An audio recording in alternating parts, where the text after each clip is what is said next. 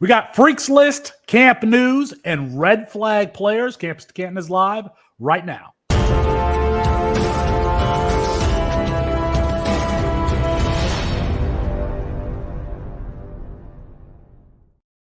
It's Felix Sharpe at Sharpe Review for Campus2Canton.com and Matthew Bruening. I'm all flustered tonight.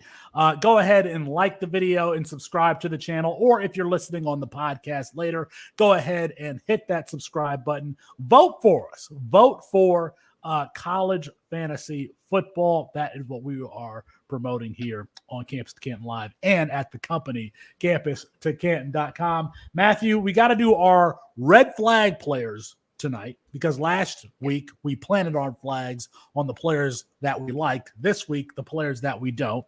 We've got some camp intel and Bruce Feldman's freak list, which we talk about every single year. I think we're going to see a lot of familiar names, guys, that we've talked about on this year's freak list. Before we get into that, some other ways that you can help the show. How about Underdog? Underdog has a tournament going on right now, $10,000 to first place. It's just $3 to get in. You can get a deposit match up to $250 by using the promo code C2C. You can do that to help us out. And Home Field Apparel promo code Campus2Canton for 15% off your first purchase. We're getting closer and closer, Matthew, to the season.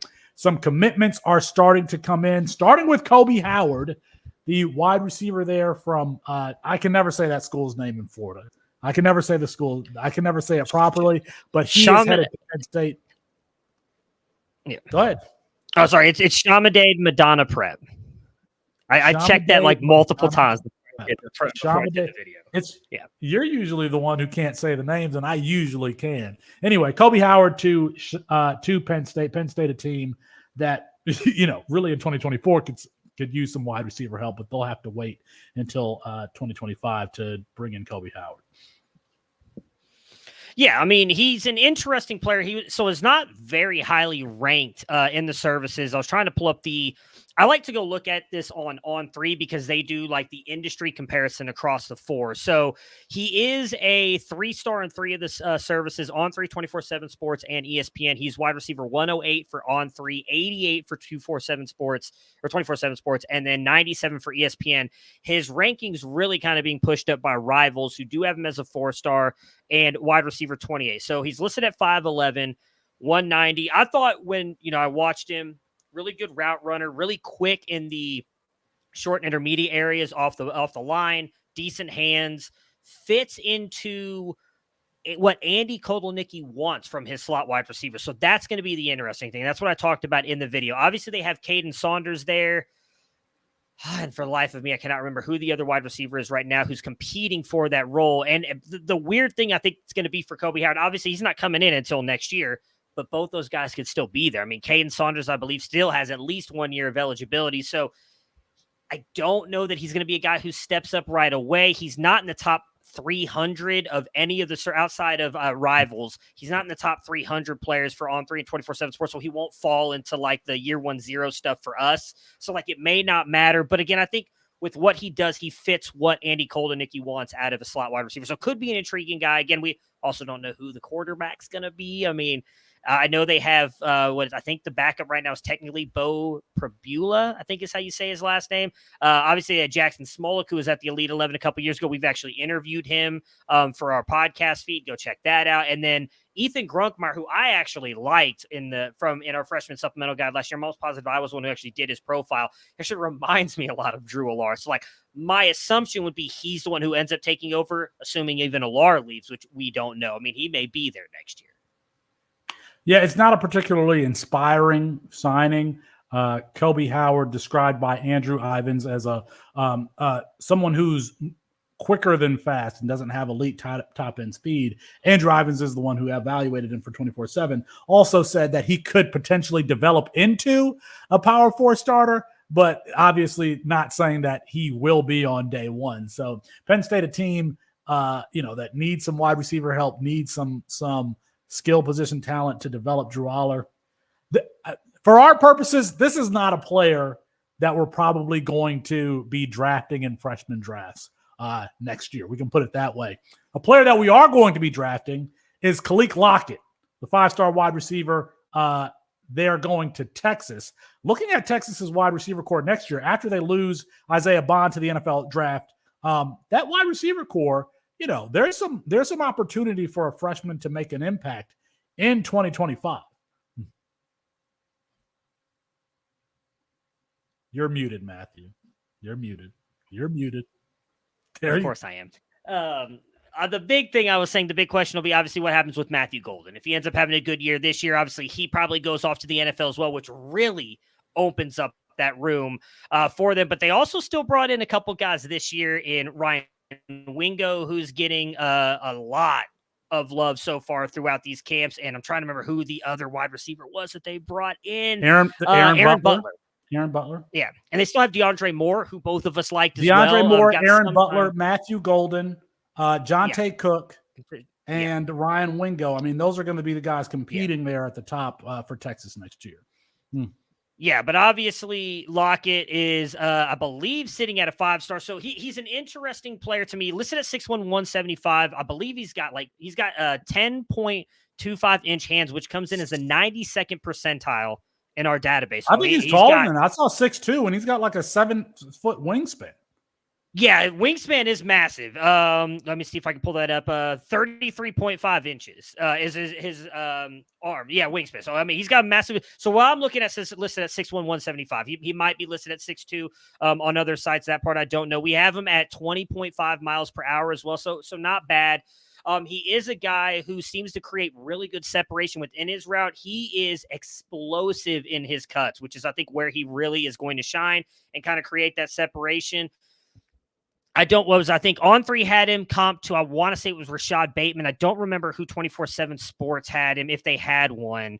I don't remember who theirs was, but I mean, led Duncanville last year, which Duncanville, one of the better schools in all of Texas. Again, 5-star, which I believe Ryan Wingo was a 5-star last year, but I don't believe Aaron Butler was. I know DeAndre Moore wasn't. So, I mean, he's coming in with that recruiting pedigree, but what worries me is just how loaded in a way that room could be. And if Lockett comes in there, I mean, I think he's got more talent than so we just mentioned, more. If let's just say 4 guys. I mean, it's 4. I think it's 4 guys at the top next year. There's more than enough room. I mean, Steve Sarkisian also brings in transfer wide receivers, Adonai Mitchell, a Guy Hall. We forget about a Guy Hall. Isaiah Nayor, Isaiah Bond and Golden this year. And Golden this year. I mean, he when I look at that depth chart next year, it's probably only going to be like 4 deep. The guys are going to contribute, so they need a 5th and 6th guy. I would not be surprised if they brought in a transfer. He can absolutely, crack the rotation the way we expect that wide receiver core to look in 2025. You mentioned comps. Our own Matt Powell is comped to CeeDee Lamb. He's a potential CeeDee Lamb could be his ceiling. So, we mentioned Kobe Howard not being a guy that we're drafting. Yeah. Khalil Lockett is a guy that we're probably going to take in the first round of freshman drafts in 2025. Yeah, I mean, he's listed highly on all of them. The only, we just talked about how Kobe Howard was the outlier by rivals. The same thing with Khalil Lockett. They have him as wide receiver 12. Outside of that, everybody else has him top 4. On 3, 24/7 Sports 2, ESPN 4. I mean, everybody seems to love this kid. I don't disagree that I think because of the talent, like I said, I think he's better than all the guys that we just mentioned that'll be there, and Butler, Moore, and Wingo. So he probably gets a chance to go in there.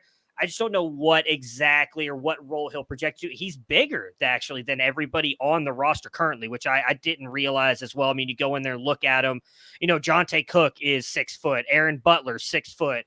DeAndre Moore, 6 foot. Ryan Wingo, 6'2". So Ryan Wingo's right there with him. So, I mean, again, could be really intriguing. But I would say from what I remember from Wingo and Butler, I would say Lockett's by far the best separator of the 3, especially within the route and how explosive he can be. So it'll be really interesting to see. Obviously, you want wide receivers in the Sark offense, and he'll have, we presume, Arch Manning throwing him the ball as a true freshman as well. So it's funny that we already need to start considering the value of 2025 freshman draft picks.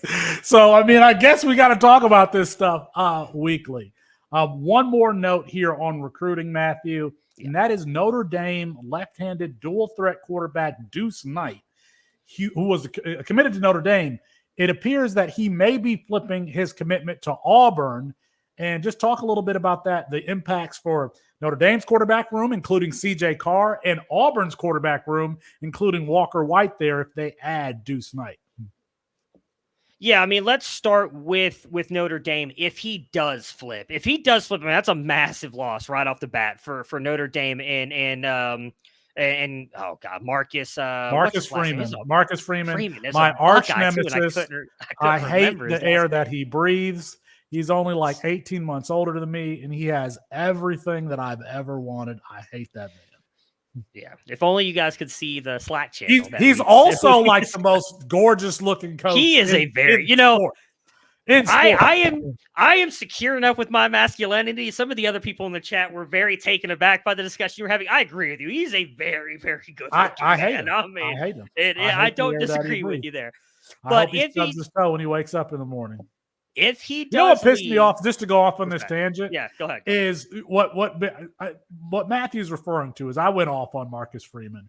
And it's because he did this lifting thing for Men's Health magazine that was on my YouTube timeline. And he's sitting there hitting 315. I could hit 315 myself, but I can't do it in Notre Dame's gym, damn it. Yeah.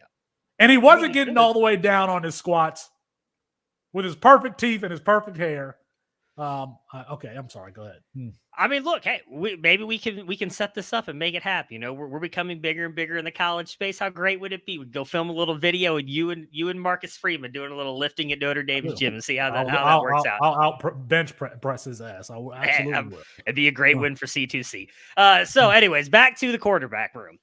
If he does transfer out, I imagine it's going to be C.J. Carr, who's actually gotten a lot of love throughout the spring camps. I have not had a chance to dive into Notre Dame's fall camp reports to see what they're saying about C.J. Carr. But they still do have Kenny Minchie there as well, who was a guy that we were kind of high on. So overall, I think they're going to be fine. Neither one of those guys brings anywhere near the ceiling that Deuce does. So obviously losing him is going to be a big deal, especially from like a fantasy perspective with Deuce Knight. I mean, the rushing upside alone that he brings, I don't think it matters whatever school he goes to. You're gonna love him being there. That being said, which wait, let me. It's probably a wash because Hugh Freeze has done really good with quarterbacks, but I forgot Mike Denbrock did go back to Notre Dame, and we've seen the success he's had with quarterbacks who have strong arms, a tad bit inaccurate, and can rush a lot. So, if Knight stays, I actually think Notre Dame will be a very good landing spot. Regardless, if he does flip to Auburn, I don't see how he doesn't beat out Walker White. I mean, again, I like Walker White. He was a top 5 quarterback in his own class. He was a guy that we really liked. He's a friend of our website, network, everything. We've had him on multiple times. But, Knight just has a higher ceiling. He's more athletic. I believe we have him as a 92nd percent. It's probably actually higher than that. I'm probably shortchanging him. He's a 90-plus percentile athlete. Great speed. I mean, you mentioned he's a lefty. I know I've seen some people comping him to Michael Penix. That's actually the arm velocity they comp him to. He's got that strong of an arm. I believe it comes in as a 58 in our thing. So it's up there with Andrew Luck, Michael Penix, and I can't remember the other big name, but he's got a very strong arm. He can use his legs. He's a very good rushing threat. And flashes some pretty good speed and quickness as well. He knows when to get out of the pocket. He's not a guy who kind of lingers there. He knows when to go. But what we did see a little bit more of last year was him staying in the pocket more, which is what you would like to see. For me, he also has a very quick release and a very short release, very short and compact. The issue I have with him is his completion percentage was really bad last year. It was 53%. In the 50% range. But you know who else's completion percentage was in that range? I know where you're going to go. I do. Caleb Williams coming out of the D.C. area, and we all folded him for that. And we were like, and obviously he became what he became. But Caleb Williams' completion percentage was down there too. So, I mean, again, he still has his whole senior year. So, and he, like I said, he definitely improved compared to what we saw his sophomore year where he did deal with an injury and going into his junior year was better. So he's got a whole senior year. For all I know, is going to go out there and do 60+ completion percentage. So this is not written in stone that he's not a good passer, but that was kind of the only big knock I had for him. I actually have already graded him. He came in just under a tier 1 quarterback for me out of 70. .799. So he just came under a tier 1 quarterback. For me, he's the top tier 2 quarterback. And a lot of that was because of the accuracy. And I think he's got pretty bad ball placement as well, if I'm being honest, down the field. But if that improves, he will easily jump up as a tier 1 quarterback. The landing spot in Auburn with Hugh Freeze is a great landing spot if he does flip as well, because we've seen what Hugh Freeze has been able to do with these mobile quarterbacks as well, and shown the ability to kind of adjust his system around those guys, even if they're not good passers. The big thing, like I said, will then come down to, like, what does Walker White do? Does he transfer out? I would assume he does, but I mean, you're talking about what Cam Coleman, Perry Thompson are his wide receiver weapons for 2 years probably, and I think he could start as a true freshman. So, like, I mean, I think whichever way he goes, I actually think he wins. I mean, look, well, think about it. You always think that every quarterback. It's not that. I mean, I know you roll your eyes at that, but like, it's not going to be Peyton Thorne, right? It's not. Peyton Thorne's not going to start for them again. I don't even think I'm about. No, I don't know that he has eligibility left. That's what I was trying to pull up real quick to double check, because I don't want to say he doesn't. It seems like everybody's got multiple years. So he does not. So the only other player in the room is Holden Grenier, who, was same. I forgot the prep school. Some people like Mike Valerie likes is it Grenier or no, I think he likes Hank Brown. I think he's a big fan of Hank Brown, who's also in that room. But like, I'm going to be honest with you, neither one of those guys holds a candle to Deuce Knight. So that's kind of like, if Walker White transfers out, that's why I think Deuce Knight could start. If Walker stays, I think it will be a battle, and I think Walker will probably get the job, but possibly be on a short leash, because I think with the wide receivers you brought in, Hugh Freeze had a fairly decent recruiting class last year. A lot of it was buoyed by those wide receivers, but he's starting to build that back up. Like, at some point, they're going to expect you to make the playoffs. And so he's going to have to make some bold moves. I don't know that Walker White if he does get an entire year, I think then year 2, it's going to be a QB battle. So, like, either I think there's a shot that he starts next year for Auburn. If Walker White does transfer out, wherever he stays, though, I think he's going to be fine. Like, I think a lot of people think Notre Dame's a bad landing spot. Like, I think Mike Denbrock does a really good job with quarterbacks like Knight. So I think it'd be actually better for him to stay at Notre Dame. It's funny that we're talking about Walker White potentially transferring, because in Austin's dynasty simulation, Walker White absolutely did transfer out of Auburn. This question is like kind of related to this subject, because we're talking about CJ Carr. I'm in a startup draft right now, and I took CJ Carr over Hoss Haney, who I was considering at that spot, because in 2025, I'm thinking, what is Hoss Haney's value going to be compared to what is CJ Carr's value going to be, potentially competing for that job? Whereas Hoss Haney's probably not going to be competing for the starting job in 2025. Even though I love Hoss Haney's, dual threat ability, speed, and all that, I mean, I took CJ Carr because of what he did in the spring game and the fact that he could be competing for the starting job in 2025. No, I have no issue with that at all. I mean, I also do very much like Hoss Haney, but I don't think that he's like immensely better than Josh Hoover. And Hoover's got, I think, at least 3 years of eligibility left. Right. So, I mean, you're looking at a guy who possibly might not get the chance to start for a year, 2, possibly even 3. I mean, I do think he's better than Hoover, but I don't think he comes he's already there. He's not going to come into camp and be like, oh, I'm taking this from Hoover right now, right here and then.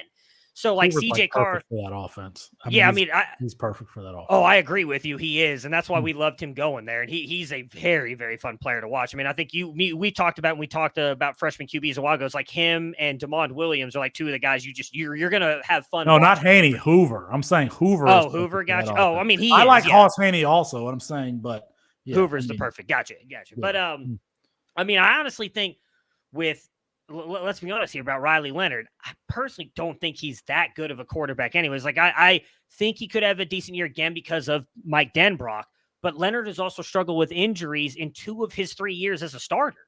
So if he goes down, I think it's going to be Carr who steps up, not Steve Angeli, not Kenny Minchie. You're going to see true freshman CJ Carr out there if Leonard misses any time.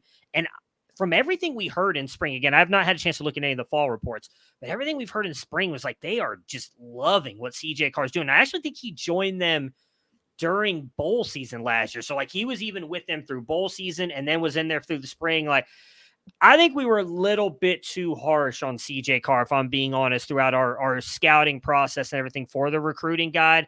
I was someone who said I thought he was going to be a little bit better. And I actually thought Colin wrote a very fair profile on him. But I think he's going to be one I think we end up being wrong on. I think we were a little bit too low on CJ Carr. All right, let's enough CJ Carr, Deuce Knight. Let us know what you think about Deuce Knight potentially flipping his commitment to Auburn in the comments. Let's move on here to some camp news. Speaking of which, Cedric Baxter, CJ Baxter, out for the season. That leaves Jadon Blue, sophomore Trey Wisner, and then Christian Clark, true freshman Christian Clark, and Jarrett Gibson as the only scholarship players, as far as I can tell, in that running back room. That means that there's going to be a lot on Jadon Blue's plate, who was our RB2 in that freshman class right after Nick Singleton. Jadon Blue spent some time in Steve Sarkisian's doghouse. Remember, this is the guy who skipped his senior season, enrolled at Texas, and got off to a rough start at Texas before kind of breaking out in the second half of last season after Jonathan Brooks went down with an ACL injury. I mean, he's a much different back than CJ Baxter. A little bit more Reggie Bush to his game, a little more scat back to his game, a little more, get me an open space. But if he is the guy, if he's going to get 60, 70% of the touches here, which is a potential possibility, then in Campus2Canton leagues and in your underdraft best ball leagues, he could be a league winner in 2024. Oh yeah, 100%. And I mean, look at Austin getting to come out like roses a week ago, talking about how Jadon Blue was his flag plant, and then unfortunately Cedric Baxter gets injured. It looks like Jadon Blue could be in for a massive season. So, my bad. Ross Watson asked in the comments, sorry if this question was already covered, which it hasn't been, Ross. How high would you move Jadon Blue in CFF rankings right now? So they were talking about that in the Slack when all this went down. I believe everybody moved him up to like RB 5 or 6 in the CFF rankings. Now, I have not seen where people have been moving him up in their C2C rankings. I have him currently as running back 8, right behind Trevor Etienne and Devin Neal. Oh, wow. I think with so Austin talked about it last week. He was tracked by Real Analytics as the fastest player in college football last year, over 23 miles per hour. I mean, he's got speed. Steve Sarkisian, I know he gets some love and some hate for some of the things that he's done in college football, but I do think he deserves to be talked about as one of the better play callers. Go ahead. What? I don't even want to tell you where I had Jadon Blue. I mean, I didn't have him ranked that high. I just moved him up there today with the news. Where did you have him? Where did you have him? Let me see, because I had it. I want to know if my ranking is fair here. You don't even know. I did not have him as low as, so I had him at 40. That's where I had him before I moved him. Yeah, I have him at 49. I have him at 49. Yeah, so that's fair. I don't 49, think right below Jaheim White, right above Mario Anderson. Yeah, well, remember, we talked about this last week. I was making fun of Austin and the fact that he came in as his flag plant, and he had him as like RB70. And I'm like, how do you flag plant your RB70 when Felix, myself, and I think Colin even had him in the 40s? And so, obviously, I think he's in for a massive season. We know going all the way back to Sark's time at Washington, USC, Alabama, even Atlanta, that Devonta Freeman had one of his best fantasy years when Sark was the offensive coordinator in Atlanta. Like, he knows what to do with those running backs. I can't do 8. 8 that's really high. I worry a little bit. 8 is like, this guy's an NFL draft pick. I think he has a chance to be, though. So here's the thing. I'll ask you that question in a second, because I think there's a larger discussion about that too, with how high he's being ranked up, and I'll tell you why I have him that high in a second. I do worry a little bit because I don't think he's the in between the tackles runner that like Cedric Baxter was, but I do think Sark will be able to get him in space. We know outside of, we talked about this last week, the alligator arm catch in the spring game last year that he did. Like, we know he's a good receiver. So like, I think Sark is going to amplify his abilities. And again, I just think he's going to go out there and have a massive season. And if he does, if he puts up Jonathan Brooks type stats, he's probably going to go day 2 and early day 2 like Jonathan Brooks, because he's going to test better than Brooks. Didn't get to test obviously because of the ACL, but Blue will go out there and test really well. So like, I think he's got a chance. He's not going to go like Jahmyr Gibbs level, because he's not that type of athlete. He's not as good as Jahmyr Gibbs.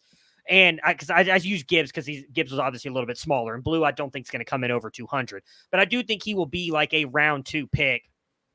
The reason I moved him up to 8 though, and I could probably, like, he's right ahead of Damian Martinez, Caleb Jackson. Like, I should put ahead of him. But like, outside of that, it's Raheem Sanders, Ashton Jeanty, Ollie Gordon, Katron Allen, Darius Taylor. Like, I don't love the running backs in college football right now. Like I've been moving your guy up, and I'm not even that big on DJ Giddens because I don't know how good the offense is going to be this year. And like I'm slowly moving him up as well. Like it's one of those things where, like, you know, we've talked a lot about with all those guys, you know, over the past couple of years that have left. Like I just think running back outside of the top guys in Judkins, Henderson, Haynes, Singleton now, because I have to move Baxter down. Like, I don't know who to trust. So I've moved him up there. I thought about putting him ahead of ETN, but like, what ETN's probably going to do at Georgia this year just doesn't make any sense to put him ahead of ETN. So, I mean, 8 may be high, but again, I think he probably goes out there and smashes this year for CFF and is I would say, a day 2 pick next year. If I want to add this information here to make sure that folks understand. The reports are that Cedric Baxter's injury is a LCL and PCL injury, but not ACL. So I don't know. I'm not a doctor. I know ACL is the one that we don't want to have. Obviously, Cedric Baxter's out for the season, but he just tore those 2 ligaments and not the ACL. So I don't know if you are moving him down. I just moved him down slightly. I moved him down from like running back 6 or wherever I had him to running back 11, ahead of Amarian Hampton, ahead of Jordan James, ahead of Damian Martinez. It is a rough go at running back here. So, I'm not a doctor either, but what actually worries me more about that, ACLs we've seen, I mean, especially nowadays with modern medicine, like you can recover from that pretty easily. The PCL is the one that's on the side of your knee, and the LCL is the one on the back of the knee. So like, again, not a doctor, but a lot of the stuff that I was reading was it's like that can kind of limit the mobility in your knee. So like he wasn't the most. He wasn't laterally agile. Yeah, no, he was like kind of a straight line. It may not matter, but like I think if I would rather have just the 1 than the 2. But I mean, I don't know. I need. Can we go? He wasn't LaShawn McCoy out there. Can we go get one of the fantasy doctors real quick to jump on the show and tell? No, Austin said he doesn't want. That's why I said that. Just I can see Austin just throwing his fist up in the air right now. All pissed off if I say that. But I mean, so I did not, just to answer that question real quick, I did not move Baxter down that far. I have him at 10. I dropped him 5 spots because I still think next year he'll be very good. I'd be remiss if I didn't mention sophomore Trey Wisner. He was a 3-star in 2023's class, 6 foot 200. So, I don't know. Blue is about the same size, but Wisner looks to be more of an interior runner. You would expect that he's going to get some serious run here in 2024. But quite frankly, it's probably going to fall on your boy, Quint Ewers. Speaking of red flags in this episode, every single year, Quint Ewers has been on my red flags list. Yeah. But it's probably going to fall on his shoulders to we don't have turn around and just put the ball in Jonathan Brooks' belly, 20 times this year. That don't exist. It's going to be your boy putting up or showing up in 2024. He'll be all right. He'll be able to put up, I think. What I will say is, I mean, Trey Wisner, I think he's up over 200 now. The interesting guy to me, Texas has him listed at 200. Okay. The interesting one to me is true freshman Jarrett Gibson, who is listed at 5'10", 205 for Texas. It was a highly rated recruit, a guy that I liked. I know. I think I wasn't much higher on than the recruiting team. I know we didn't like him as much as the services did, but I think could be a guy who comes in there and maybe I think he's more talented personally than Wisner and Christian Clark. So could be a guy that I think could actually end up stepping up behind Jadon Blue, maybe getting a see a flash him, kind of like what we did with Baxter last year in his true freshman season.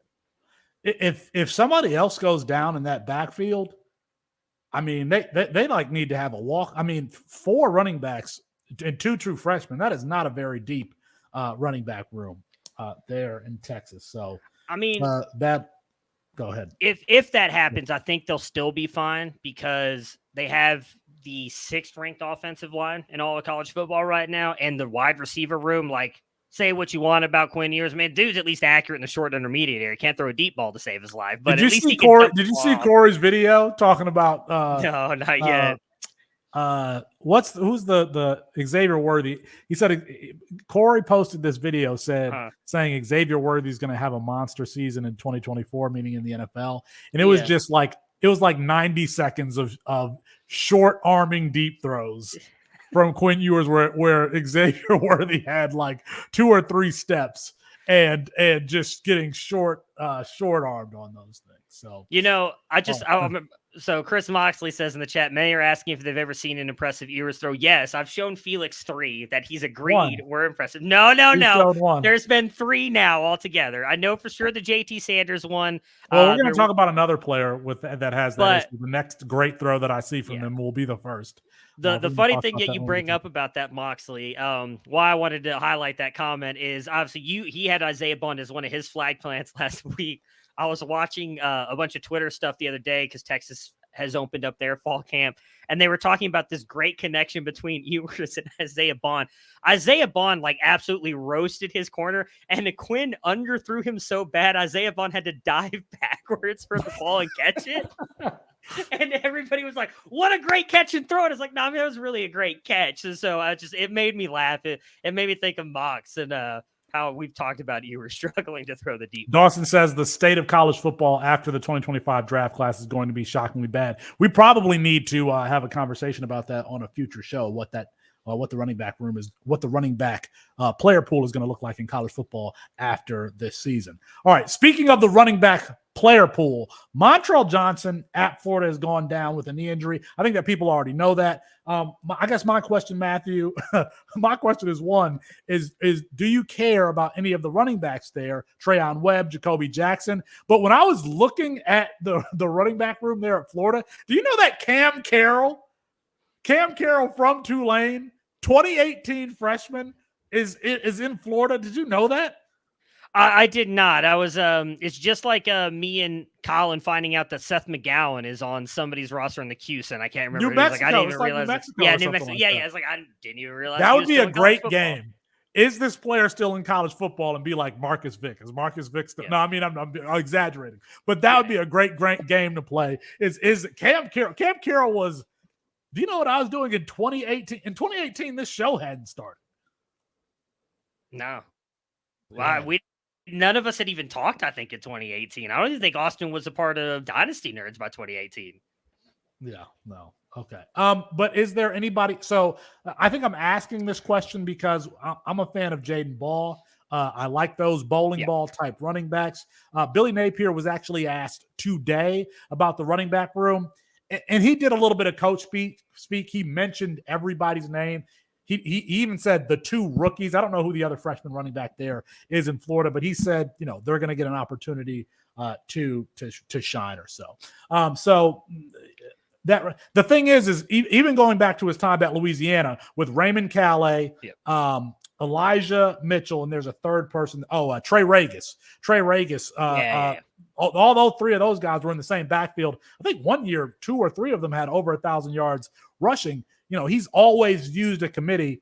And to the extent Montrell Johnson is not available to start the season, it's probably going to be a committee. It's probably going to be a committee there because that's what Billy Napier has always used. All right, let's go here to Georgia. I want to skip over here to Georgia because they've had 2 transfer wide receivers come in, guys who are absolutely athletic. Colby Young from Miami, London Humphreys from Vanderbilt. And London Humphreys has been getting some run on Twitter, showing some Vanderbilt highlights. But it looks like, from the reports that I've read, that Dominic Lovett, Dylan Bell, and either Arian Smith or Colby Young are the ones running with the ones. Everybody else running with the 2s and 3s. I've even seen London Humphreys running with the 3s in reports from this week. But what do you think about that wide receiver core? Are you, do you want to have some exposure to Colby Young, a bigger, back shoulder possession wide receiver there for Georgia? I mean, maybe for his Devi upside, Colby Young. I know Mike Valerie and Corey Pereira of Back to. By the way, let me just jump in here. My answer is yes. I said this when Colby Young transferred to Georgia, and then London Humphreys. You got 2 kind of bigger trees. Carson Beck loves to throw the back shoulder. These anticipatory throws. That is a specialty of his game. He can really do that really well. And why not have Colby Young on the field, who would be the best suited to catch those balls? He can still catch the ball even when he's covered, so to speak. I think that he's going to have a great rapport with Carson Beck this year. Remember, I feel like they tried to do this with Eric Gilbert a couple of years ago when they were playing him at wide receiver, and Carson Beck would throw him the ball in the spring game. But my answer to this question is absolutely yes. And compared to both Bell and Smith and Dominic Lovett, Kobe Young brings that's a different type of receiver that they don't have in that rotation. Dylan Bell, we should probably have a conversation about him because I don't know if Dylan Bell is special, even though he can line up in the backfield, take handoffs. Dominic Lovett, pure slot wide receiver. Kobe Young is a throwback to 2001, 1998, or that area when quarterbacks used to throw contested catches to wide receivers. So I want some Kobe Young on my rosters. I mean, what is it you think Kobe Young does this year, stats wise? It's Georgia, so they always run this rotation. You can look that's my fear right there. Who's my boy? Lad McConkey last year. I mean, with injuries, he had 700 yards receiving. Yeah. So he could have double-digit touchdowns. I think that's he could have. I would 500 and okay. The point that Matthew is making here is that even if we think Kobe Young is good, just because of the way Georgia plays that position doesn't mean he's going to have. Kobe Young's not going to have 1,100 yards receiving and 10 touchdowns. He's going. I think he could have 10 touchdowns. I actually think he could. He could have 550 yards receiving, 10 TDs, and then go be a second or third round NFL draft. So and that would be why I'd want him, because I think the Devy upside is there. I mean, I'm definitely not as high on him as you. It seems like you, Mike Valerie, and Corey Pereira are, but I think he's probably got the best talent in that room. I mean, they're going to run the ball, and I think Georgia definitely has a tougher schedule this year than they have had the past couple of years.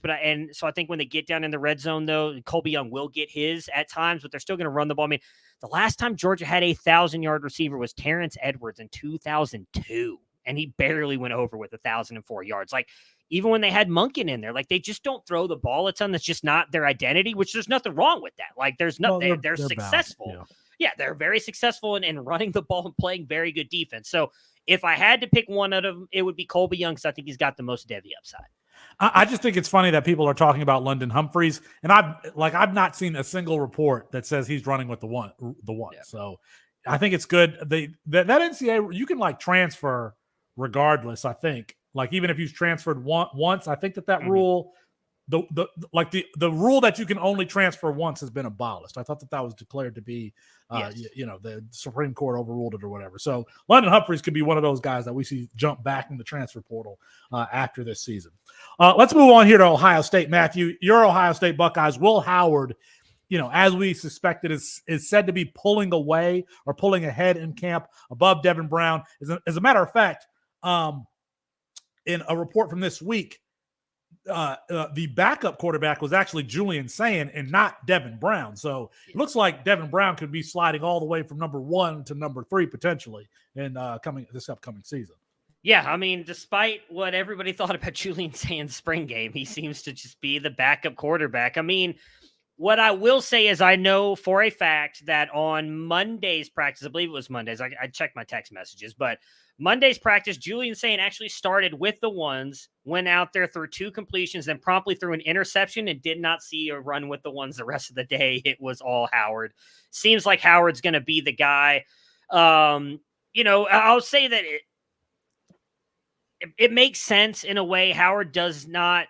It's something we've talked a lot about going all the way back to the Justin Field time with Ryan Day. Ryan Day doesn't like a gunslinger. He doesn't like a guy who's going to throw the ball. He wants a guy who's going to be safe and smart with the ball. I'm very intrigued to see what happens with the offense, because he doesn't like his quarterbacks running either, which is something we talked a lot about over the times with Justin Fields and CJ Stroud. How much of that will he let Chip Kelly actually do?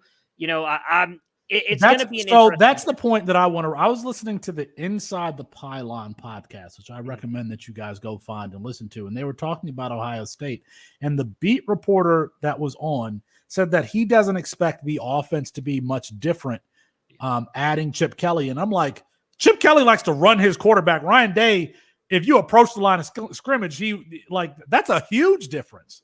And I got to believe that that's why they brought Will Howard in, is because he is somebody who's going to run, kind of like Will Levis at Kentucky, like that style of running. I think that's a huge difference because Justin Fields, C.J. Stroud, going back some time with Ryan Day, he just did not allow. And Matthew, you can actually speak to the authority on this. He did not let quarterbacks run. That's going to be a big difference in 2024.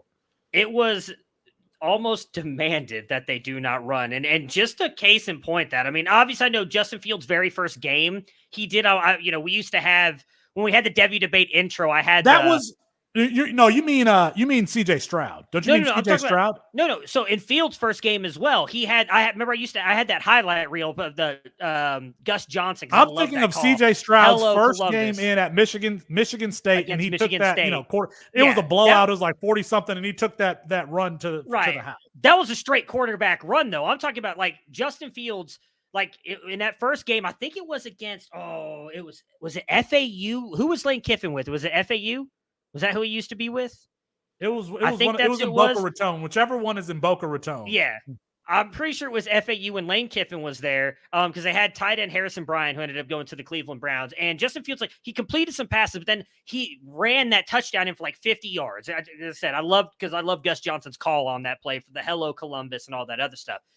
And if you go back and look, though, Justin Fields did not run much after that. Then the one game that he ran a ton was in 2020 against Michigan State when conveniently Ryan Day was not there calling plays. He had COVID, and Justin Fields ran a ton in that game, carried that team to a massive win. I actually think he ended up getting hurt in that game as well.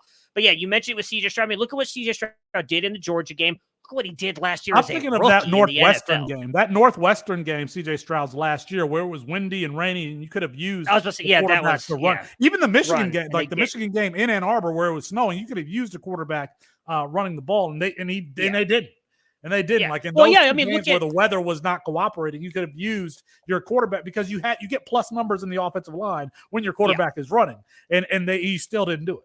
Not even if you talk about the bad weather. I mean, again, look at the Georgia game. That was in a dome. I mean, Michigan's defense a small step down from Georgia's, and look at what CJ Stroud was able it wasn't until the last game. And he wouldn't let CJ Stroud do it then either. You probably beat he that did team it more. up north with Stroud. That last game. It was just that game though with Georgia. That's what I'm saying. Yeah. If they would have let him do that in the games against Michigan as well, they might have actually beaten Michigan at one point. So it's just he does not like his quarterbacks running. And that's the thing. That's been my biggest issue is everybody keeps talking about Howard coming over here and he's going to put up all these rushing yards, all this stuff. I think there will be more of that than we've seen, but I do think Ryan Day is still going to be the one with his hand on the offense. And so I don't think we're going to see him running the way we've seen, Dorian Thompson-Robinson of the UCLA days, or even going back to his time with Marcus Mariota in Oregon. I just don't think Howard's going to run that much. I would say he has under 70 to 80 rushes this year. I don't think he's getting that 100 plus. I just don't. All right, I want to move on here because we're going long, which is fine with me. I mean, it's a podcast. You listen to whenever you want to and how much you want to. I want to move on here to LSU because we've been looking at that wide receiver core. We know that Kyron Lacy is going to be the number one there, but who is going to be the number two is something we've been trying to figure out. They brought in C.J. Daniels. They brought in Xavier Thomas. They brought in Aaron Anderson from Alabama last year. Who is going to get the run, because we think there's a chance that Garrett Nussmeier throws for 4,000 yards this season, especially if LSU's defense is bad. He might have to. So it looks like Chris Hilton, C.J. Daniels, and Kyron Lacy are the primary ones running with the ones, and that's different from the spring because in the spring, C.J. Daniels was taking a back seat to Aaron Anderson. But it sounds like Anderson and Daniels are kind of flip-flopping and having their flashes with the first team. This week, Xavier Thomas was held out of practice for some reason. I still think that he has a chance to be there. I kind of think that Xavier Thomas is more of a return guy. This is a kick return, punt return guy, maybe used around the line of scrimmage, but he was held out. So it looks like those three. So if you've drafted C.J. Daniels, they're coming over from what?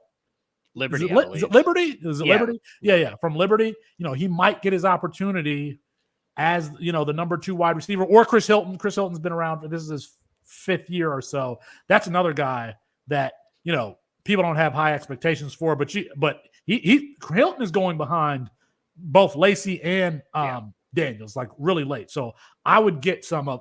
I'd probably prioritize Lacy, then Daniels, then Hilton, and I don't know that I'm drafting much of Aaron Anderson, who hasn't done anything in 3 years. He was a 5-star wide receiver too to Alabama. Yeah. Yeah. No, so I would change it up a little bit. I would probably prioritize Daniel, then Lacey's Hilton, and I think if you really think Hilton has a chance to be the guy, you could probably get two of them. Like you could get Daniels and Hilton, or Lacey and Hilton. Hilton you can get late. Like you can get Hilton regardless. Hilton is going. Yeah. So I mean, it just depends on which one you believe. And I know, Daniels led Liberty in receiving last year. There's a lot of the CFF team, I believe, were pretty high on Daniels and him transferring in here with now Nussmeier being his quarterback. So like he would be the one that I would probably prioritize over. So I'd switch the order. I'd go Daniels, Lacey, Hilton. I've got some good news and bad news if you are a Caleb Jackson fan, which we are here. Well, I don't think the bad news is that he's allegedly up to 240 pounds. The bad news is that Josh Williams is back at practice, and he's said to be, his value is really showing in the team period when he's running with the first team. The expectation is that Williams would be more or less the passing downs back, and Jackson would be the running downs back. The problem is if LSU is going to be passing the ball a lot, that's an issue.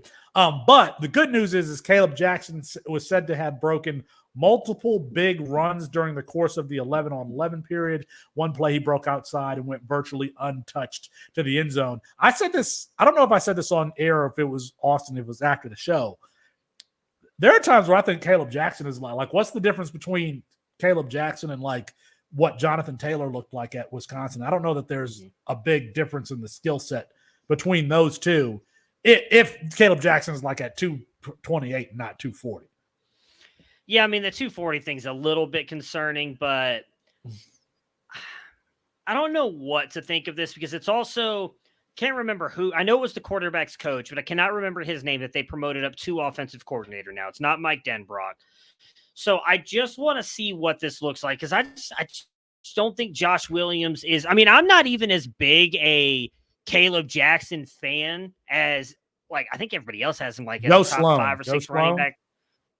Yeah, Joe Sloan. Yeah. I think I've got Jackson's like my 11 or 12. Like I like him. I'm not quite as high, but I mean, Josh Williams is like 5'9", 210. He's a 1 percentile athlete. Like I'm sorry, he's not anywhere near as talented as Caleb Jackson. I don't even care if they're going to use him as receiving down back. Like Caleb Jackson, I think is going to be the guy who they use probably more when they need the tough yards, and he'll still break some of those big plays because of his speed. And then when they get down in the end zone, they'll use him as well to kind of probably run that in. So like, I think Caleb Jackson's going to be just fine. He's going to have. The problem is he's not a short yardage. Like Caleb Jackson is an all around play. Caleb Jackson. Oh no, I agree. Himself. I agree, but if they use Josh Williams in that receiving back role, then I think that might limit Jackson to that role. But I still think he's fine because he'll break some big plays. They're acting like he's TJ Duckett or something when he's probably. I mean, he could be Jonathan Taylor if you gave him the workload. All right, let's move on here and we'll be quicker with these two. Boise State, the wide receiver said to be showing out, Pinstron. And I forgot the beat reporter's name there, but mentioned that he looks like an NFL caliber wide receiver from a size and frame perspective. But Latrell Caples is going to be the number 1 there for Boise State. Austin Bolt, who's a Boise legend, I believe in multiple sports there locally. He's also said to have some flashes there. So if you're looking for some wide receivers to pick up in the Mountain West, Prince Strawn is somebody that I'm actually I don't know if it's Strawn or Strachan. Their family, I believe, is from Haiti or Barbados. Mike Strawn, who was drafted from Charlotte, drafted by the Indianapolis Colts. That Prince is his little brother. But Caples was injured last season and didn't play. It looks like he's going to be the number 1. And here, Notre Dame, they're said to be deep, but not to have, an alpha there. Not Jaden Greathouse, not Chris Mitchell. They're very deep at the position, but no Batman. A lot of Robins there for Notre Dame. Is there a wide receiver there that you prefer?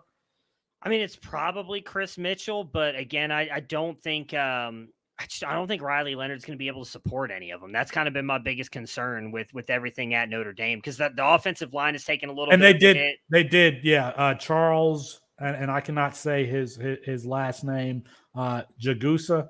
Mm-hmm. Jagusa is out for the season. He's going to be a starting tackle. So, I mean, I know I'm trying to remember who it was that I know Mox is higher on a different wide receiver, and I don't remember who it is now. I was trying to remember who it is. I think it might be Chris Mitchell. I don't remember, but there's a player that he's drafting later. And it's been Mitchell. I've been in drafts, and Mox has been drafting Mitchell. Yeah. Yeah. So, I mean, that would probably be the one. I mean, maybe it ends up being Greathouse, because Riley Leonard, again, I just don't think it's a great deep ball thrower. Maybe he just checks down to Greathouse, who plays more like a tight end at the wide receiver position. But I don't expect much from Notre Dame's offense this year, if I'm being honest. All right, there we go. We will bring you camp news as we can each and every week leading up to the season. All right, I'm interested to see yours. Oh, I see them in the. I put them on the chat. Yeah, of course you did it. You did it really late. Red flag players, and Matthew, as I was doing this, I was trying to go to every position, but I couldn't find like somebody whose ADP I just hated at the wide receiver or tight end position. At the tight end position, tight end is like super deep in college football right now. It might be the deepest of the fantasy positions. You could go like 20 deep and have guys that you really, really like. Yeah. But mine are really quarterback and wide receiver, where I have some guys that I have a bit of a problem with. So I don't know. How do you want to start this? Do you want me to go? We just go back and forth? You do one and I do one? Yeah, we can do that. Okay. And I think I talked about this when his new head coach was hired. And my first red flag player is Thomas Castellanos, which at Boston College, quarterback there, which hurts my soul because I've obviously been a big fan of Thomas Castellanos since his time at Ware County, Georgia. Please stand up. But Bill O'Brien is one of these my way or the highway type guys, and has always used a pocket passer. Brian Hoyer, that type of guy is who he's had, I want to say, success with. He's had some level of success, probably the most of any of those Belichick coaching tree guys. And I just think, oh, by the way, he also told Jalen Milroe that he should switch positions. Huge red flag. I mean, Thomas Castellanos isn't even the passer that Jalen Milroe has, doesn't have the same physical tools that Jalen Milroe has. And I believe Boston College brought in a transfer, a more traditional drop back passer.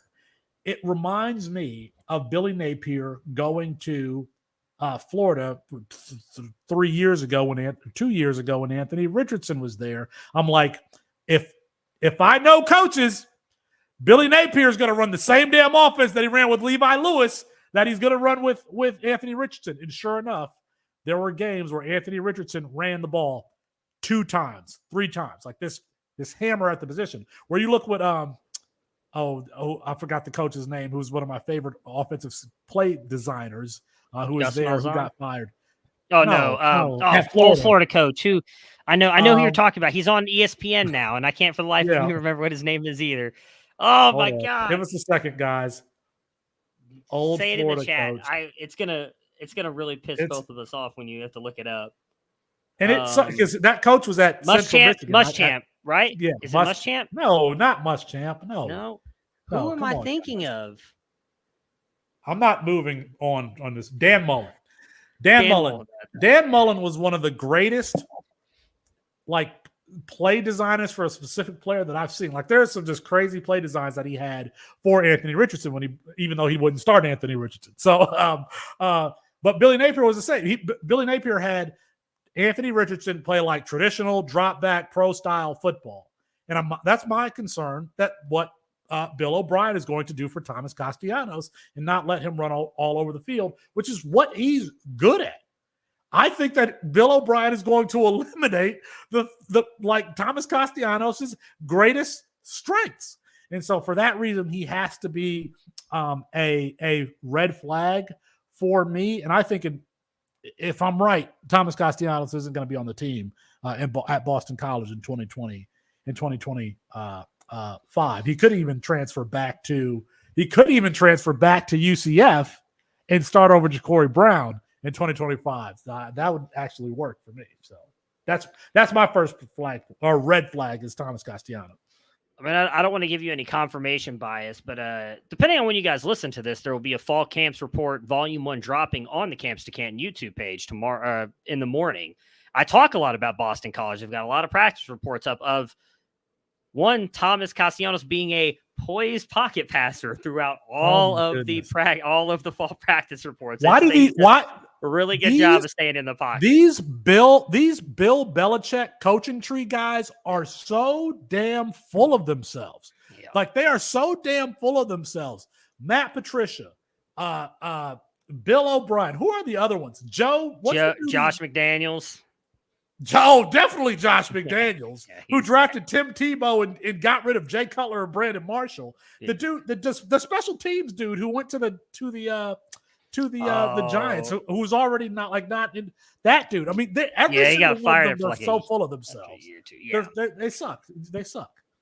Yeah, it's not pretty. They've talked a lot about him being this poised pocket passer throughout all of the fall camp so far. So it'll be interesting. My number one quarterback that I have on here is a guy we talked a little bit about earlier in the show, and that's Julian Sayin. So his ADP is in a 62.9. He's coming off the board at QB 20. That to me just is a little bit of a red flag. I mean, I get that he's possibly already moved himself up to QB2, so maybe that does completely knock Aaron Noland out of the race.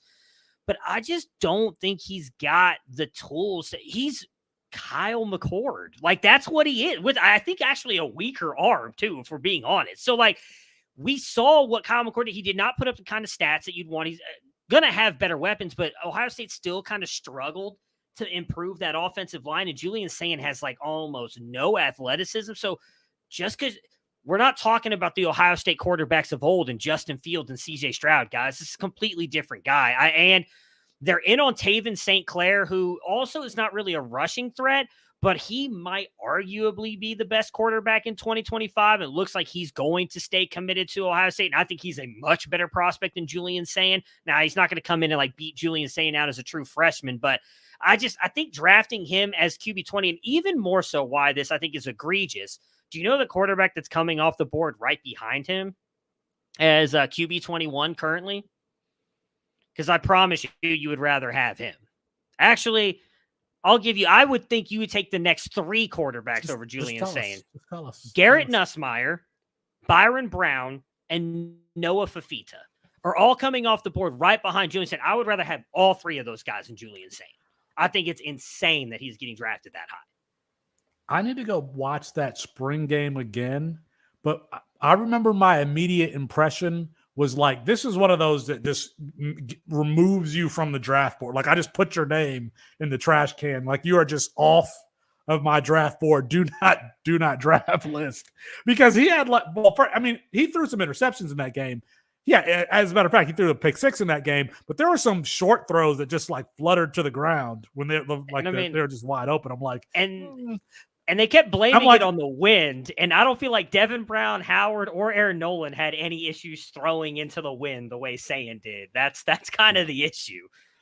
But you know what? I mean, I don't have a Julian Sayin anywhere, and I feel like we've been saying that for like the last I don't know however many months.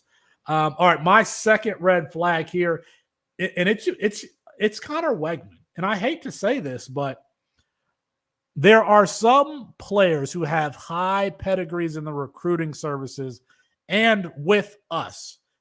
You, Austin, the recruiting guys that, you guys are really high on. And when I watch them, I say, oh, that's an okay football player who will be good in college, but I don't see an elite trait. Like, and I said this with Quinn Ewers. I said, show me the throw from Quinn Ewers that leads you to believe that he is some elite prospect.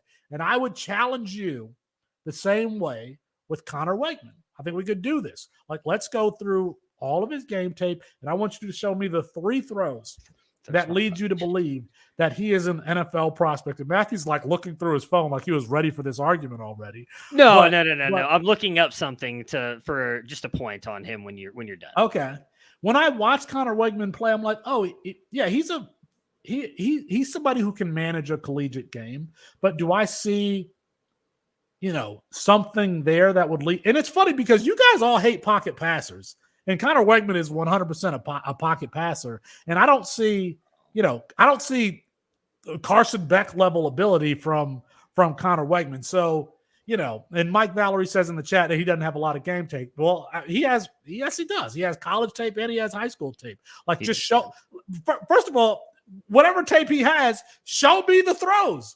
Show me the elite throws that lead you to believe that he's going to be an NFL prospect. We could do this all day with Michael Penix Jr. We could go back to Indiana where I could do that to you.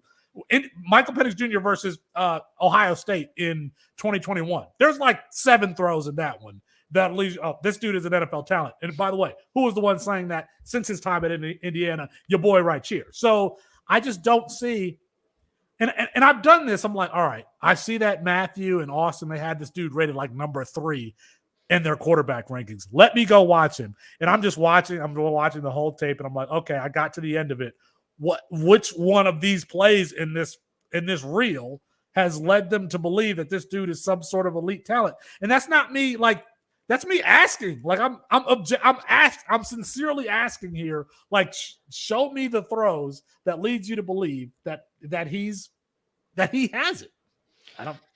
So elite trait, because of you and Austin, I try not to use that word often.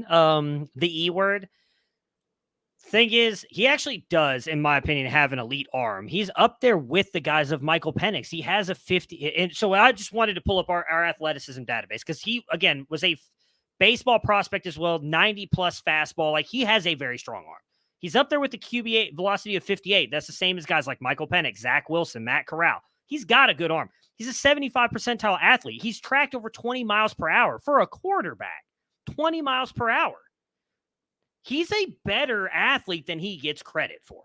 He has not played well. Some of that being his freshman year when he was sent out there with Jimbo Fisher's offense was not necessarily complimentary.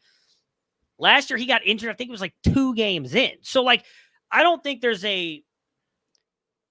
I base a lot of what I saw based on his high school stuff. I don't think you can make a judgment based on his college stuff right now. I mean, I would say if you want to do that, we did do a Michael Penix show that unfortunately got removed by YouTube because of copyright, whatever. That, we could definitely go and pull up some Connor Weigman stuff and discuss what we see with Connor Weigman. But I do think this is a big year for him. I think if we just didn't monetize it, then we could have actually had I tried taking the monetized off. It wouldn't let us do it. And it was only the one Indiana, like they showed, it was only like the one Indiana clip. I wonder if we just removed that clip, if we probably could have put it back up. But for the players that I'm like high on, especially at that position at quarterback, I can tell you the quarter, the down, the distance, and like this, go watch this play, and I'm telling you, like, that's it. And I just don't. You're telling me about. I want to say, no, because Brett Brett brings it up. There was plays in the Miami game where he made, like, it wasn't. I don't remember it being a good game. You had to look. You had to look to the chat for assistance on this one. No, I was talking about the other stuff, and Brett chimed in. So I'm just going to say that Brett's right. He said he had some plays in the Miami game. That's what Brett. Well, no, I'm disagreeing with Brett though. I don't think it was a decent game. I don't think he played that well against Miami, but he had good plays in that. I've said before, this I think is going to be a make or break year for Connor Weigman. He finally has an offensive coordinator that I think will kind of run the offense to his skill set. And I think we're going to see a much different Connor Weigman. Again, it's going to be a lot if he can stay healthy. He has not stayed healthy. That's the biggest knock for me. But I do think he's got, you can say, quote unquote, elite arm talent. And he is a much better athlete than people give him credit for. He can run the ball. He's going to. I think it's fair to say he deserves to be a top 5 ranked quarterback in all college football. In that Miami at the end of the year, he was 31 for 53, completed 58% of his passes, 2 touchdowns, 2 interceptions. Yeah, I told you it wasn't a great game, but he had plays. I will go find the plays and I will send them. Listen, to you. Hold on. Let me back up here. Yeah.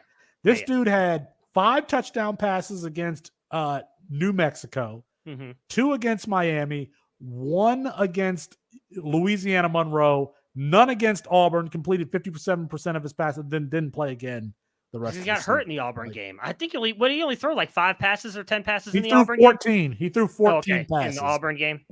Yes. 14. So he's out there for like 3 drives and then got listen. injured. We're doing all this talk. Let's just turn on the tape and you just show Let's me. do it. I'm fine.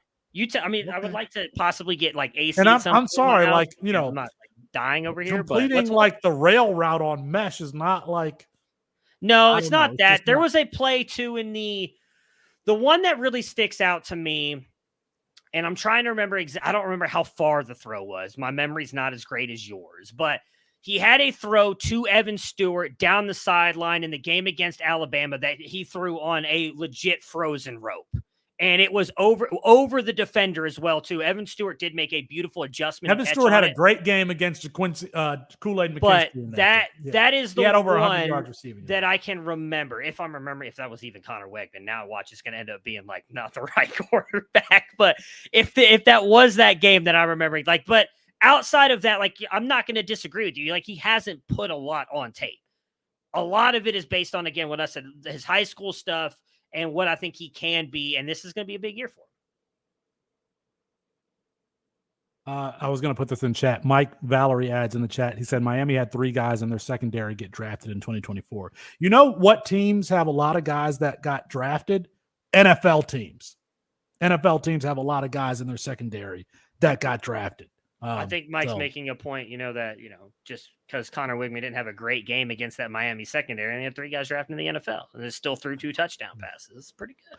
All right, give me your next red flag. Yeah, so my next red flag quarterback is a guy that I've hated on for years, so I might as well just continue the hate, and that is one Cade Klubnik. I mean, guys, what are we doing here?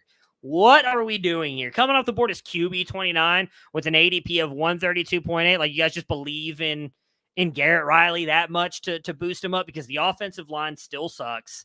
I mean, yes, they've improved the wide receiver core and adding Bryant Wesco and TJ Morris, true freshman. But I did a camp report on Clemson today, and guess what? They said everything's going to Mike's boy, who his name just jumped out of my head, and Antonio Williams.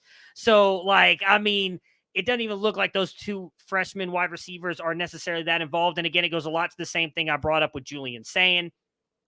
Kyron Drones, Walker White, Luke Cromanhook, KJ Jefferson, Aaron Noland, all going behind him.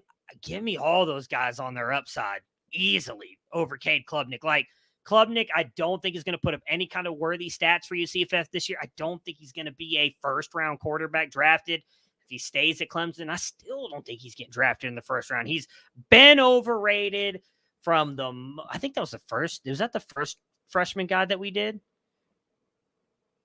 I can't remember if he was in the first freshman guide or the second guide, but our mistake was, and I argued against this heavily, we let outside influence boosting him up our rankings, because we all had him closer to 10 than 5, and we let other people tell us, well, he did this in camp, and we shouldn't have listened. We should. Well, he also won. He won the Elite 11. Who cares that he won the Elite 11? Who's the actual only good quarterback who's won Elite 11? Has it been like Elite Caleb 11 Williams? Has a good. I think it's been like Caleb Williams. That's it. Elite 11. I'll pull up the Elite 11 winners. It has not been gotten. I don't think any of them have been that. Well, I'm not a Cade Klubnik fan myself, but I do like well-rounded skill position talent. Any program that has that, and if you think about Clemson's wide receiver core, it's good. You got Tyler Brown and Antonio Williams, Bryant Wesco, who I'm not a fan of, but is allegedly good, and then TJ Moore, who's one of my favorite players in the class. You got Jake Brenningstool at tight end. I mean, that's a decent wide receiver core, college wide receiver core to develop. And then Garrett Riley is supposed to be, this guru coming over from TCU to Clemson. So in his second year, Garrett Riley's in his second year. So, maybe we see some development there. Probably not. I don't have any. I'm saying we do. I don't have Cade Klubnik rostered anywhere. Hold up. Tommy DeVito was in the Elite 11. I did not know that. I'm scrolling through the quarterbacks who've been in the Elite 11. Good for Tommy DeVito. I don't disagree that he has the weapons, but the offensive line is also horrible, and he's not as good an athlete as people made him out to be in high school. So, like, I just think he's not going to have a good year, particularly. I don't understand why it's so hard to find out who won the Elite 11, but I'm going to find that by the end of the show. I promise you that the winners are not like it's Caleb Williams and like one other player. I think Matt Leinart won it. He was decent in college, but didn't really have a good NFL career. But yeah, it's not as prestigious as you may think. My next red flag plant, and again, it's been running backs and quarterbacks for me, is Quentin Martin, the freshman at Penn State. This has a lot to do well, two things. One is ADP as being the running back one in this freshman class. And kind of two is he's absolutely like a scat back. He is 100% a scat back. He's light in the butt.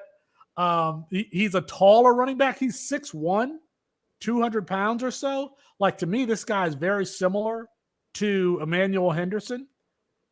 I think Martin is probably a better, running back, has a better, will make a better attempt at converting full time to running back than Emmanuel Henderson was. And I said in the freshman guide, I said Emmanuel Henderson is not a running back. I wouldn't go that far with Quentin Martin, but he is definitely a committee back.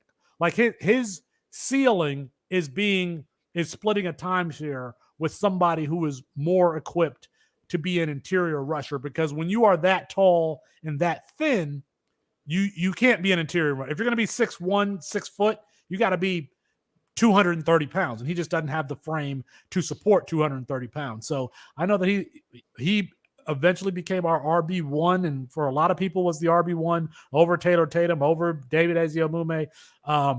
But I don't have any of Quentin Martin drafted. And I also tend to lean heavier at the running back position. I like the guys who are, coming in as freshmen, at least 200 pounds. I don't like 6 foot. I like 5'11". I want a little higher BMI. So Quentin Martin, a thinner, lankier running back, which is just not my. That's not my thing. So Quentin Martin is my I don't know, third or fourth flag plant, and I don't have him rostered anywhere either. I've gone for David Eziomume. As a matter of fact, I think I took David Eziomume over Quentin Martin in a draft. So that's a red flag for me. Yeah, one of mine's is Jonah Coleman, who I actually liked as a player, but moved over to Washington behind arguably the worst offensive line in all of the Power Four. Unfortunately, literally their entire offensive line left. Right now, he's coming off the board as RB29 with an ADP of 112.1. I mean, I think he's a good running back. He's a little bit on the smaller side. He doesn't have any like elite traits. I don't think he's a great receiving threat. He's not necessarily a great power runner. He's not a great speed threat either. So like, I'm just kind of confused as to why people are drafting him that high. Cam Seldon, RJ Harvey, Dylan Sampson, LaQuint Allen. I mean, Jade on Blue is probably a little bit unfair because of the news now, but you just mentioned David Eziomume. He's coming off of Cameron Davis, Florida State, Taylor Tatum. All these guys, Caden Fegan, all these guys coming off the board behind a guy playing behind the worst offensive line and arguably one of the worst teams probably in the Power Four this year with everything they're rebuilding. I get that he followed his head coach over in Jed Fish, but I think Jonah Coleman's in for a really bad year. I don't get why he's being drafted so highly. There we go. Do I have any more? Reuben Owens was one of my last ones. I've never been a Reuben Owens fan.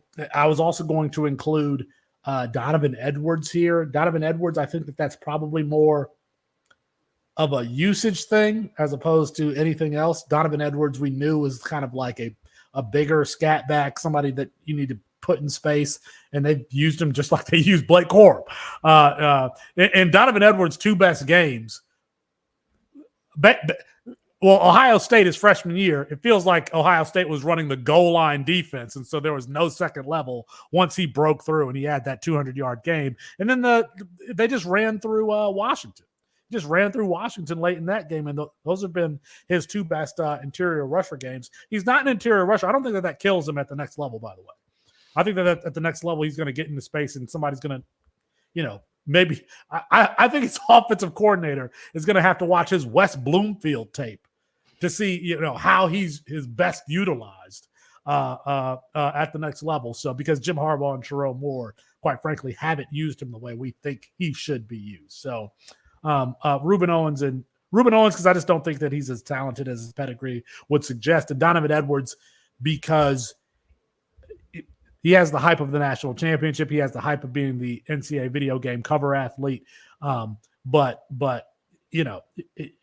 he is a larger receiving back and is not being used that way at Michigan. So those are that's it. Those are all my red flag players. So I'll just give one more then, because I'll just real quickly go through the rest of mine. My other running back is Cameron Seldon, who's also going right around the same spot as Jonah Coleman at 112.2 RB30. I just mentioned some of the others. I mean, he's going ahead of his teammate Dylan Sampson, who's going to be the lead running back for Tennessee. And if you go back and look through the past couple of years of Tennessee's offense, actually split the rock between like 3 to 4 running backs. And Cameron Seldon is extremely raw still as a running back. I don't think he's really shown us any reason to believe that he needs to be drafted as RB30 off the board.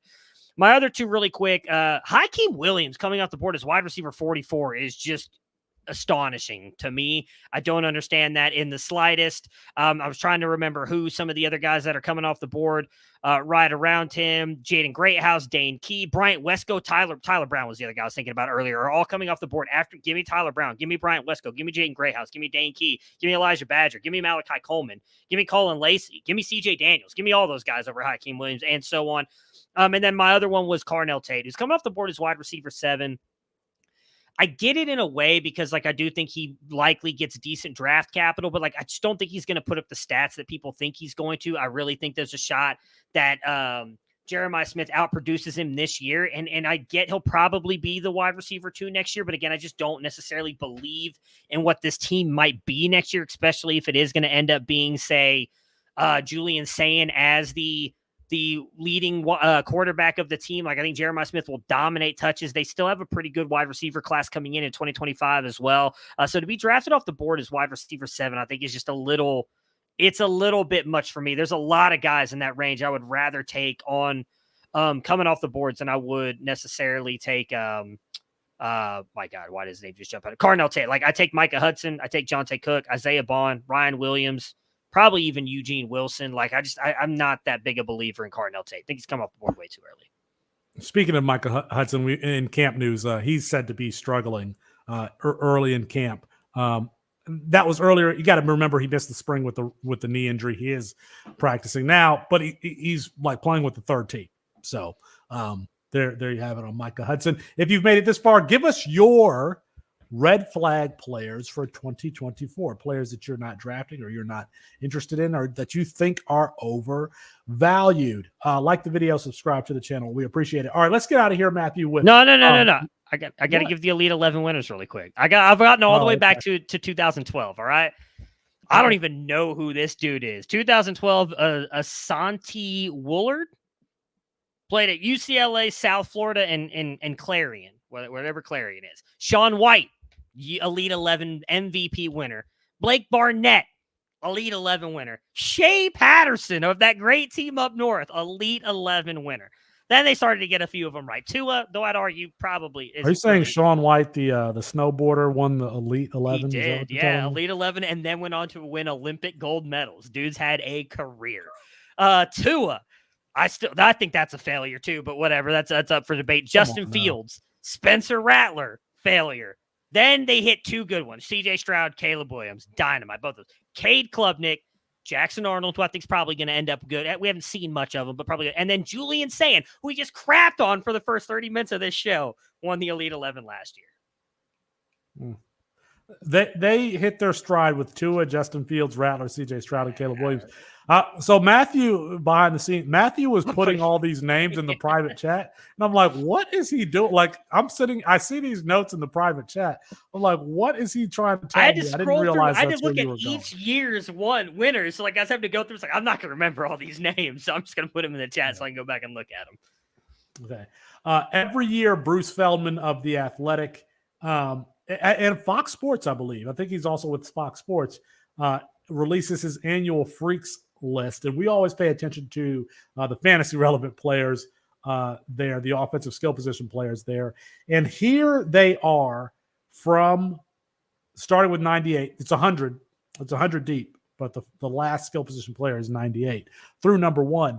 And I'm happy to say, Matthew, I think that we've talked rather extensively about all but 2 of these guys at some point, in the last 3 or 4 months or so.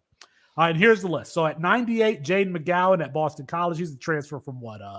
Vanderbilt. At 90, Marlon Klein at Michigan, and I'm not familiar with Marlon Klein. At 86, Garrett Green at West Virginia, who's going as a quarterback 1 in straight up college fantasy. Number 71, Jarquez Hunter, who we've discussed a lot. At number 68, Will Pauling at Wisconsin, who came over from Cincinnati with Luke Fickell there.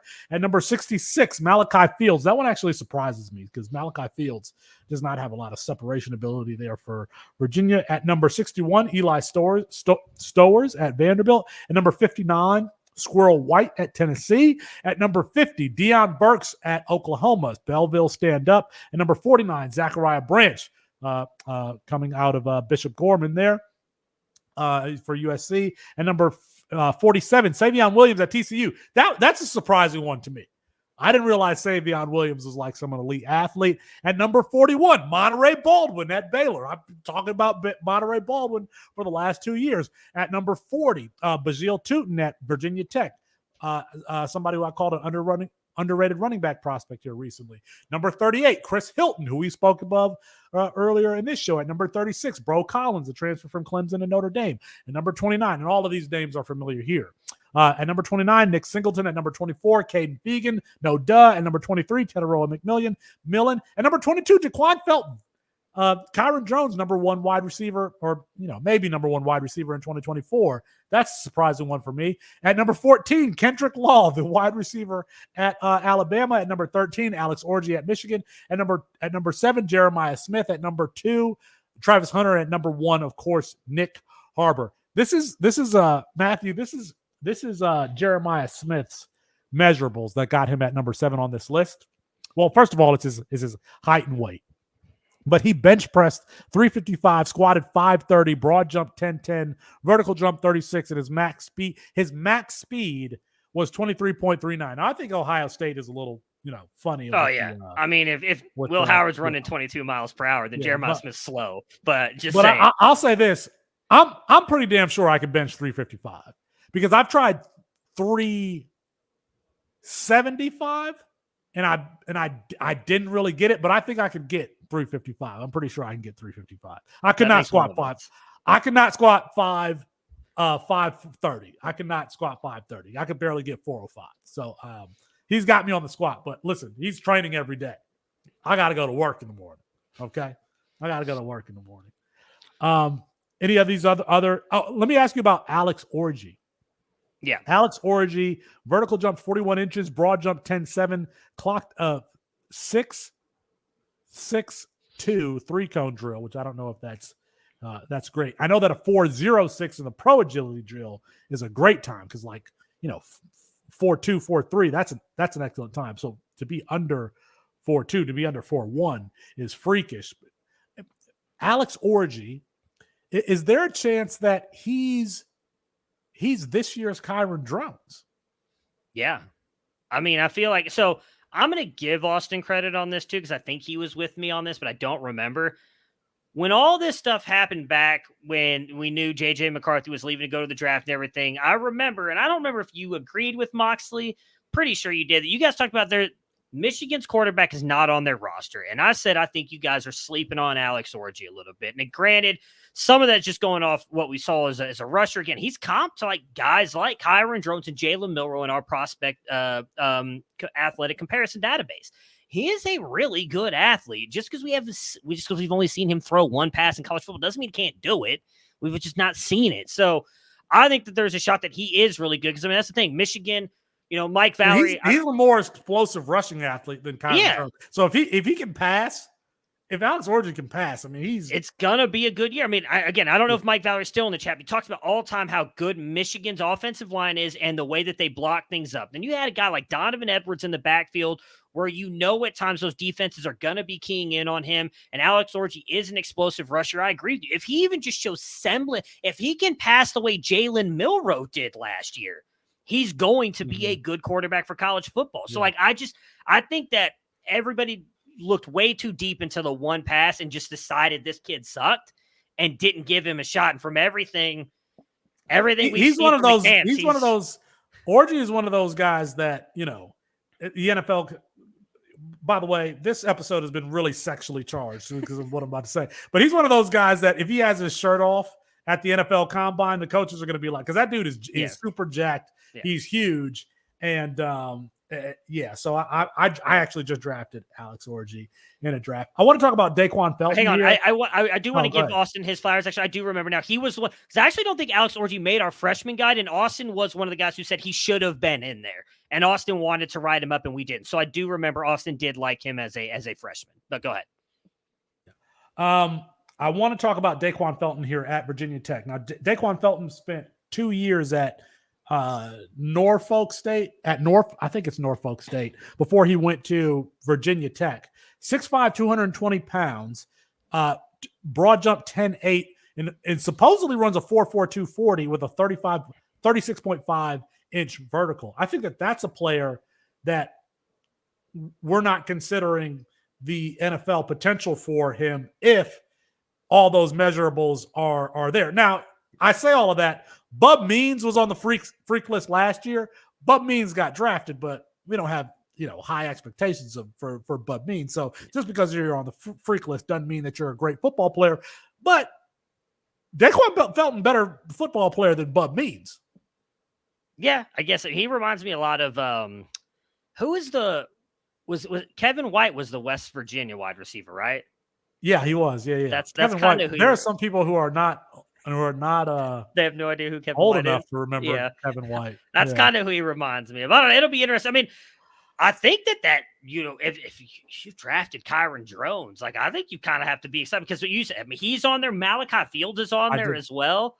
Like, I mean, they've got a pretty Malachi Fields team. So I went and looked at Malachi Fields. Yeah. Well, no. Drafted. My bad. Anthony Calandria. I'm thinking Drones is Virginia Tech. I said Kyron Drones. I was thinking Anthony Calandria, Virginia quarterback. I was thinking about who the quarterback was. Virginia Tech's wide receivers are going to be Jalen Lane, Ollie Jennings, Daquan Felton there this year. So is there one of those guys? Because I said Malachi Fields. I was thinking him and Malachi Fields together on the field. Fields is with Anthony Calandria at Virginia. Felton is with Drones. That's what I was trying to clarify. Okay. All right. Who else do I want to talk? Monterey Baldwin.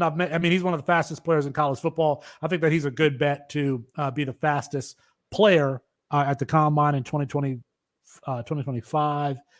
Deion Burke. We've talked a lot about Deion Burks coming out of Belleville, then Purdue, and now OU. I'm surprised that you were talking about Virginia. I'm surprised that Malachi Fields is here. Yeah. Because, there's always somebody in his hip pocket. Anthony Calandria is like Malachi Fields is down there somewhere. I think, that's the type of player that he is. I'm surprised that he's there. He's a slow moving possession wide receiver. Yeah. I have no idea who Marlon Klein is. Yeah. No idea who Marlon either, Klein is, to be honest. Mox probably did. If Mox was here, Mox would give us like a whole, breakdown of who he was in high school. His cousin did this and all that. Yeah. Yeah. But hold on, I want to look. No Moxley. I can tell. I'm gonna see if I don't he's even know what actually in our position he database. plays. Marlon Klein is in our database. So let's pull this up real quick. Yeah. Go ahead. Let me see. Marlon Klein is a tight end, 6'6", 247. So, and he's a junior. He's from Germany. He's from Germany. 52% speed, 32% burst. Garrett Oakley, Caden Priest. We don't have him. The top two, we don't have him as an elite athlete. No. At the tight end position, he has 52% top speed. Is not bad. Okay. Okay. I guess. All right. Anything else? No, if you're listening to this and you haven't had a chance to check out the video, two of the names on this list, Savion Williams and Jaden McGowan, I talk a lot about in the fall camp report. Again, that'll be dropping on the YouTube channel, so check that out. McGowan getting a lot of love with Boston College, said he wanted to go there to be developed the way Zay Flowers was, and the Savion Williams has been blowing up in TCU's fall camp. So, interestingly enough, his athletic comparisons. Who, Savion Williams? Is Eric McAllister, his teammate? I don't know. I don't think I saw him on there. Let me go back. I know DK Metcalf was on there. DK Metcalf is on Savion Williams' list. There was two names that stood out. I know DK Metcalf was one. I can't remember who the other was. I was looking it up earlier today when I was looking up all the stuff for the fall camp reports. Let's see here. DK Metcalf, Jalen Hurd. It's a very interesting list because Antonio Gandy Golden is on here, for those of you who remember him. N'Keal Harry, Jalen Hurd, so long. Yeah. and DK Metcalf. Yeah, those are kind of the ones that stand out. Was the Tennessee running back who switched to wide receiver.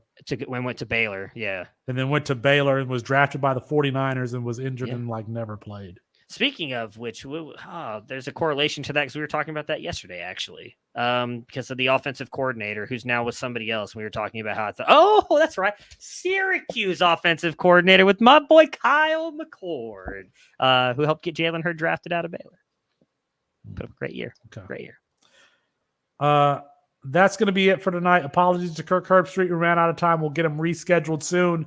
We will be back. We will likely be back later this week because there's just too much happening in college football. We'll probably need to record again just to keep you guys up to date on what's going on. And plus, it's fun. It's the season. We're going to be around. All right. Apologies to Kirk Herbstreit. We ran out of time. We'll get him rescheduled soon. For Matt Bruening, I'm Felix Sharpe. Good night and good luck.